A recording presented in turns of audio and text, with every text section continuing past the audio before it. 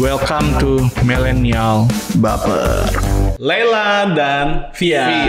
Asik. Welcome to Millennial Baper. Akhirnya punya waktu juga buat kita ya. Dari awal episode Baper nih, baru pertama kali lagi. Bisa dapat jadwalnya Laila dan Fian nih. Karena kita tahu kalau Teteh ini adalah orang yang paling sibuk. Sibuk sekali. Hidupnya di bandara, di stasiun, dan lain-lain ya. Karena beliau hari ini bisa di Depok, besok bisa di Jakarta, besok bisa di Surabaya, besok lagi bisa di Bali. Pokoknya memang omnipresent. Apa omnipresent? Hadir di mana-mana. Hadir. Gak penting gitu. Oke, welcome to Laila dan juga Fian. Hai. Boleh sapa kasih tahu Millennial Baper, barisan Baper.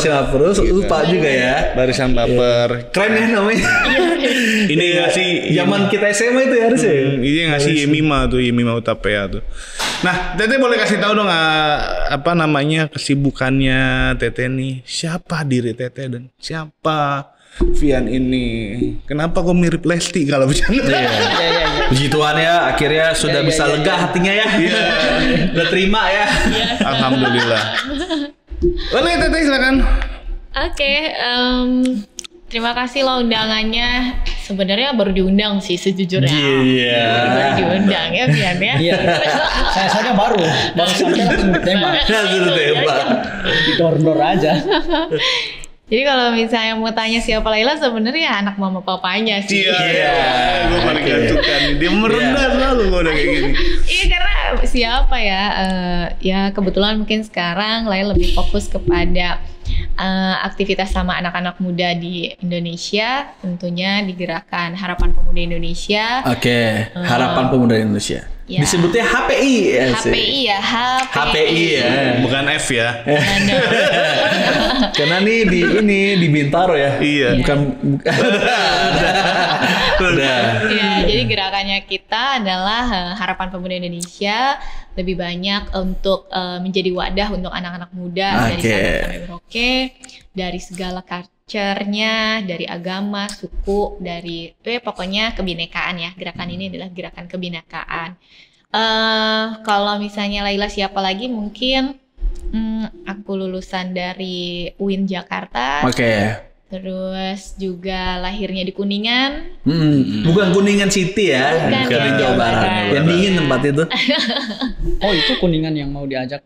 Iya, jadi dia selalu tahu Kuningannya Kuningan Jakarta, padahal Kuningan Jawa Barat. Mungkin itu sih Laila belum banyak lah kontribusi, masih berusaha untuk terus buat impact lah lebih banyak. Iya, merendah terus. Oke. Merendah untuk merendah.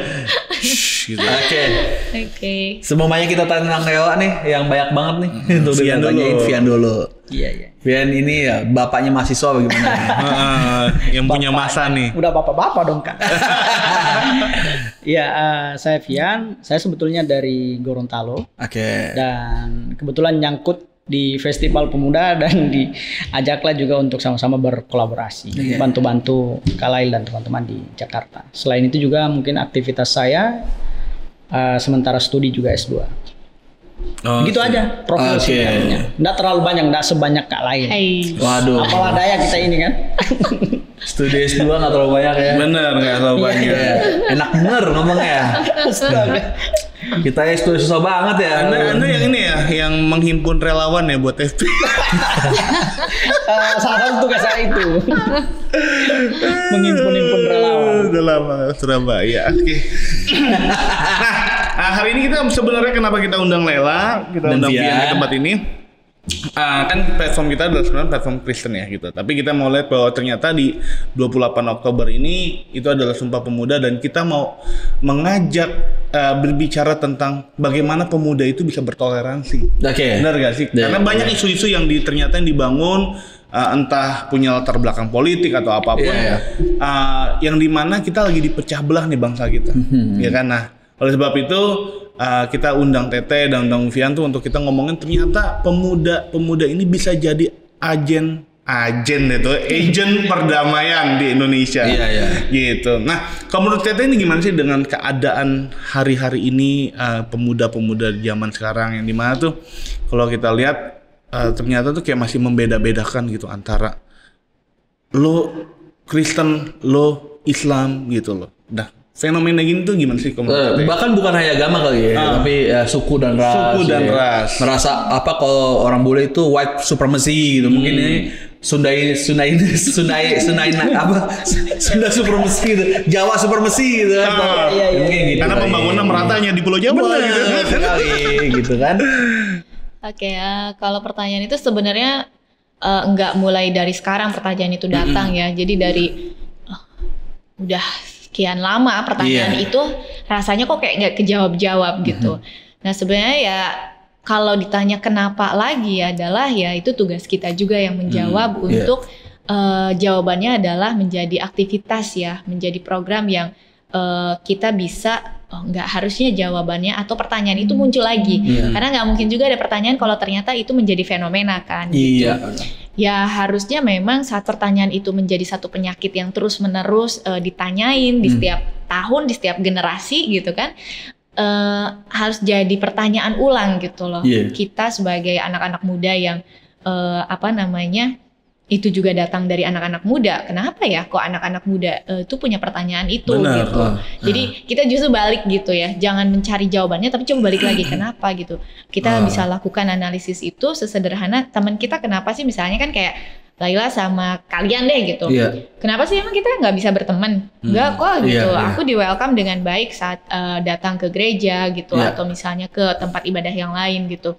Tapi ya satu caranya adalah kita main aja gitu. Dengan kalian beribadah ya silahkan gitu. Dengan kalian punya kesukuan juga kita lebih ketanya, oh lu lagi pada ibadah ya oke deh. Nah, aku tunggu atau misalnya apa sebenarnya gitu. Misalnya kalian juga punya kesukuan atau makanan selera yang berbeda. Oh lu gak suka ini ya gitu. Oke deh, oke gitu. Jadi jangan diproblemin gitu kayak misalnya, kok lu gak suka ini sih gitu kan. Nah atensi-atensi kayak gitu kan menjadi satu pertanyaan yang akhirnya kenapa sih kok kita jadi dibeda-bedain? Kan sebenarnya gitu. Nah harusnya perbedaan itu adalah satu anugerah yang harus kita terima ya. Apalagi kita orang Indonesia dengan segala macam kebinekaan Pancasila itu tuh kekayaan gitu loh. Jangan jadikan itu adalah satu problem sih sebenarnya gitu. Nah sekarang itu kan cenderung bukan sekarang ya dari lama bahwa satu kekayaan mahakaryanya founding father-nya kita dengan juga tanpa sadar bahwa mungkin Allah sudah memberikan satu kekayaan ini menjadi berkah sendiri ya untuk Indonesia tentunya. Ya kita selayaknya sebagai manusia yang tinggal numpang di dunia ini ya juga harusnya bagaimana kita oh iya ya kalau ada berkat ya itu ya harusnya kita juga syukuri. Cara kita mensyukurinya adalah ya oke kita berteman, bersilaturahmi, tetap bergotong royong, berkolaborasi kayak gitu. Harusnya sih ke situ gitu. Cuman ya lagi-lagi oknum-oknum secara pemikiran, pemahaman itu menjadi berubah gitu sih. Nah harusnya sih itu menjadi penyakit yang tidak harus lagi diulang gitu ya. Jadi kita harus punya obatnya gitu. Nah ini yang gue penasaran nih dari dulu ya. Cuman sudah sering ngobrol sama Theo waktu di kereta waktu 2019. Yang gue tidur ya. Yang gue tidur gitu. Jadi gue penasaran gini kan Theo kan tadi udah bilang kuliah di UIN gitu. Dan di UIN kan banyak banget jurusan ya Teh ya. Betul. Tetapi kenapa Teh tuh ambil jurusan itu perbandingan agama? Nah, ya kan? Nah, menurut gua itu jurusan yang gimana ya? Gitu. Dan Laila ini gelarnya unik. Kalau kita kan STH. Oh ini ada I-nya. STHI. Kalau kita sarjana teologi, ini sarjana teologi Islam. Nah, jurusannya perbandingan agama. Sama-sama STH nih. Nah, maksud gue, apakah kalau kita ngomong jauh ya, tarik dari awal gitu, apakah memang Theo udah punya kegelisahan sendiri pribadi tentang keadaan yang terjadi khususnya di Indonesia, makanya Theo mau masuk ke sana untuk nanti gue mau tuju ke sini sehingga punya yayasan yang besar dan kegerakannya besar nasional bisa dibilang ya seperti itu gitu. Enggak sama sekali ya. Jadi kalau misalnya yang tahu Lail tuh selalu surprise sih. Jadi memang kalau selain itu kita tahu surprise. Surprise ini. Iya. Kak, kita ke Surabaya gitu. Nanti kita kasih lihat meme ininya WhatsApp-nya ya. Jadi memang nggak tahu ya. Jadi kalau misalnya dibilang bahwa direncanakan nggak sama sekali. Jadi secara background memang ya alhamdulillahnya Lail itu didorong, dipaksa gitu oleh keluarga ngerti agama. Gitu. Jadi memang dari 3 bersaudara, Lela anak terakhir, 2 kakak laki-laki, semua juga harus pesantren. Jadi ya papaku bilang kalau misalnya kamu mau sekolah jadi anak papa harus pesantren kayak gitu. Dulu tuh kayak satu hal yang nangis darah sih gitu. Cuman ya mau apa gitu kan, daripada dicoret di kakak, gue anak siapa ntar gitu. Nah jadi dari situ berangkat tuh 6 tahun ya. Selama TK, SD kita selalu ada sekolah madrasah ya. Jadi ngerti agama belum lagi di rumah gitu. Terus ditambah lagi pesantren 6 tahun yang benar-benar itu belajar agama tapi yang memang integral gitu kan. Jadi ada sekolah umumnya juga. Tapi tetap itu sanawiyah dan aliyah gitu.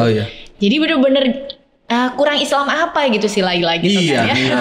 Dan kuningan lagi. Nah, kenapa tiba-tiba pas kuliah bukan hanya belajar tentang Islam tapi belajar tentang Tuhan Yesus, Siddhartha Gautama, dan lain-lain gitu. Jadi ya memang pas waktu itu ada sesuatu yang memang Lail tuh harus move nih gitu. Dimana ada cerita lah kayak gue habis pesantren gue harus kuliah. Satu hal yang pengen Lail perangin adalah gue gak mau bodoh, gue gak mau miskin gitu loh. Itu sih yang maju banget gitu ya. Mungkin itu part lain. Tapi akhirnya nganterin Lail sampai kepada dapat beasiswa di UIN Jakarta.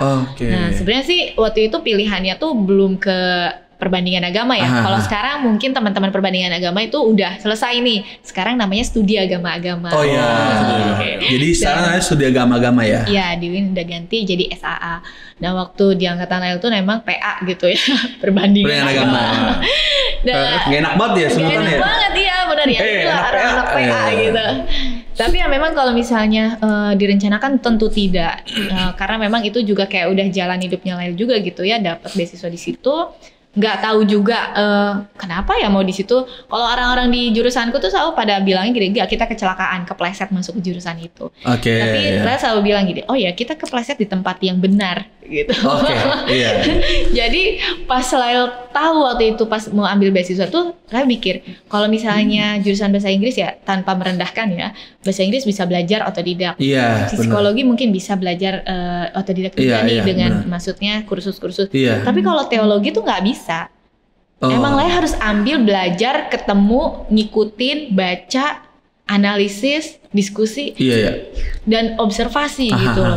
Nah itu yang emang nggak bisa diwakilkan atau diselingkuhi lah, maksudnya waktunya gitu ya. Jadi emang benar-benar Lail harus concern di situ. Sampai-sampai ya saat di semester awal tuh gini, jurusan apa sih gitu kan ya mikirnya.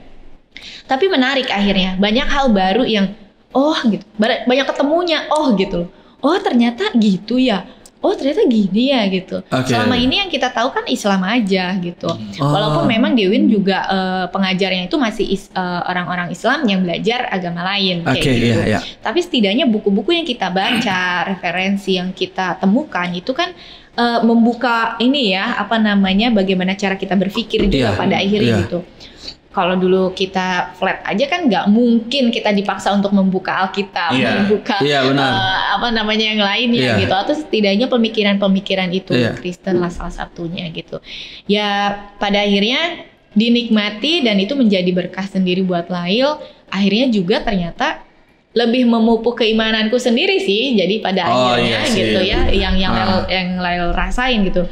Karena banyak juga ternyata orang takut masuk di jurusan itu takutnya kebawa gitu. Tapi kalau Lail sih enggak sih.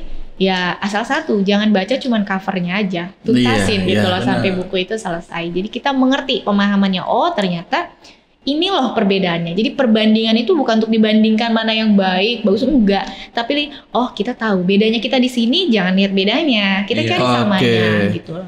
Itu sih. Iya, Lela nggak terganggu ya imannya belajar agama Kristen ya. Tuh gimana tuh? Dia belajar lagi. Agak goyang ya.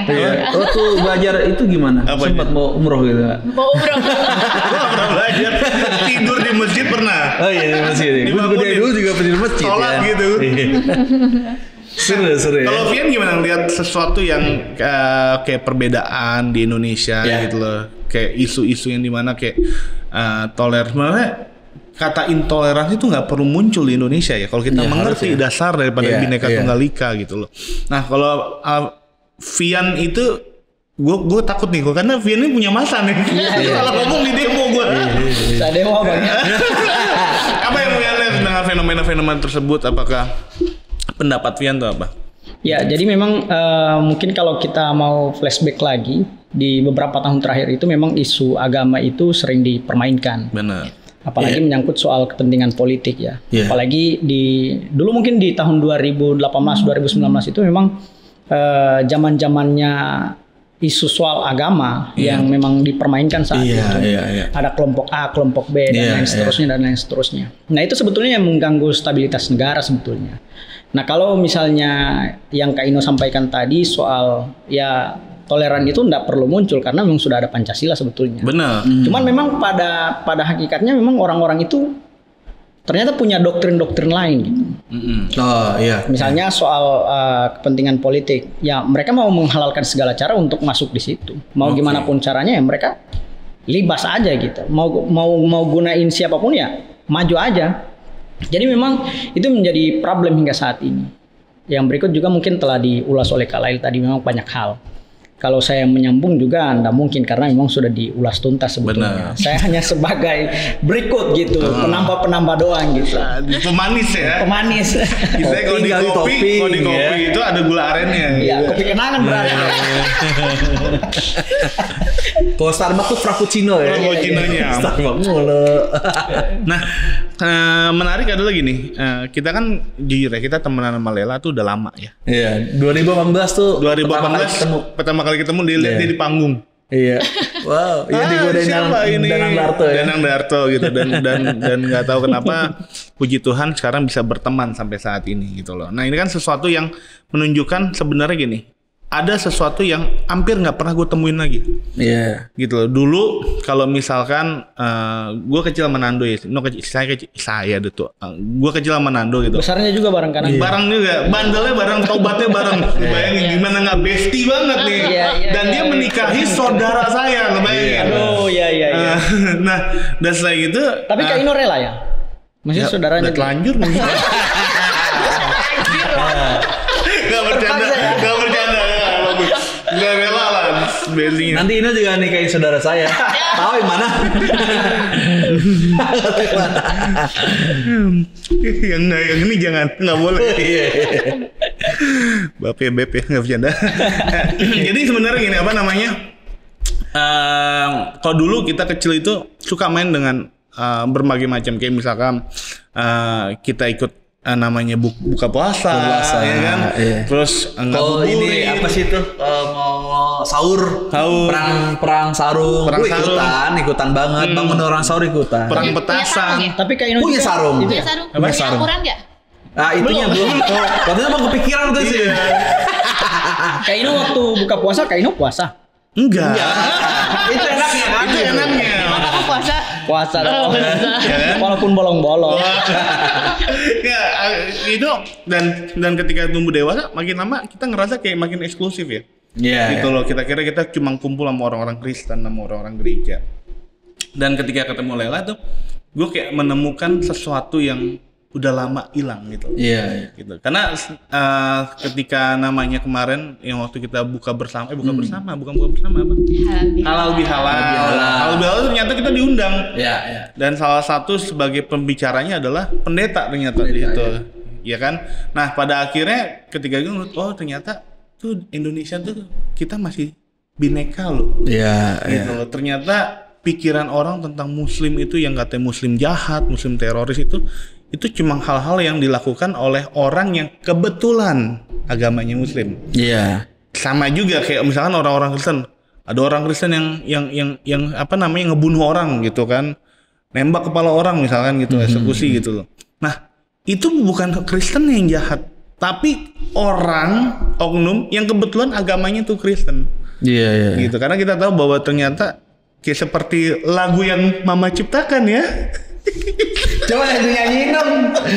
Katanya aku anak mama nih, harus nyanyiin aja ya. Yang Islam cinta damai, Kristen penuh kasih, yang lupa gitu. Nah ternyata emang hal itu nyata gitu loh. Nyanyiin dong, nyanyiin. Nanti ada di sini ya lirik ya. Oh ya, Islam. Islam. Cinta damai, Kristen cinta perdamaian. Ya, itu. Kristen penuh kasih sayang. Itu kan lu favorit banget lagu itu. Gitu. Anaknya mama udah. Iya. Justru ya kalau nggak salah. Iya. Nah ternyata puji Tuhan hal itu yang kita udah hadapin hari-hari ini gitu loh. Nah juga ternyata apa ya, ternyata juga ngebentuk sebuah bukan komunitas ya, sekarang tuh bentuknya adalah yayasan HPI gitu loh, dimana di sini teman-teman itu bisa berkumpul sama-sama, bisa join sama-sama, dimana kita nggak perlu membedakan suku, ras dan agama gitu. Nah untuk soal HPI ini, ya kan, story gimana ya? Storynya tuh gimana sih Teh bisa bikin HPI gitu, Harapan Pemuda Indonesia. Iya. Gitu. Ada kata harapan yang seru nih. Oke.